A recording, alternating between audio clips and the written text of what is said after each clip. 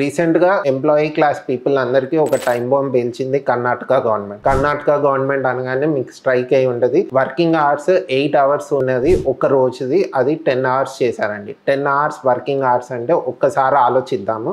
10 hours మీరు పని చేయాలి, 1 అవర్ లంచ్ బ్రేక్, 11 అవర్స్ అయిపోయింది. ట్రాన్సిట్ టైం అంటే ఇంటి నుంచి ఆఫీస్కి, ఆఫీస్ నుంచి ఇంటికి ఒక 3 to 4 అవర్స్. మీరు any major city, Hyderabad, Bengaluru, Delhi, Mumbai, Kolkata ఎక్కడున్నా ట్రాఫిక్లో మీకు 3 to 4 అవర్స్ కంపల్సరీ పోతుంది.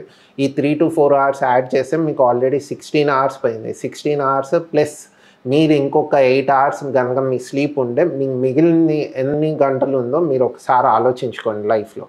సో అర్లీ రిటైర్మెంట్ అన్నది ప్రీవియస్గా ఎంప్లాయీస్కి అది ఒక ఆప్షన్ మాత్రమే.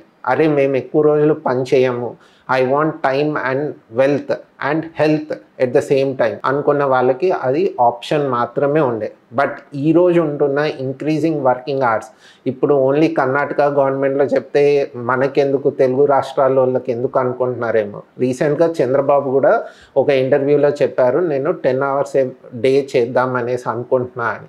సో మీరు కార్పొరేట్ స్లేవ్స్గా ఉండాలా, లేదంటే దాంట్లో నుంచి బయటికి రావాలంటే early retirement is your survival plan. So early retirement కోసం వెంటనే ప్లాన్ చేయండి. ఈ రోజు డెసిషన్ తీసుకోండి. ఇన్వెస్ట్మెంట్ చేయడం ముఖ్యం కాదు, డెసిషన్ ఈజ్ ఇంపార్టెంట్.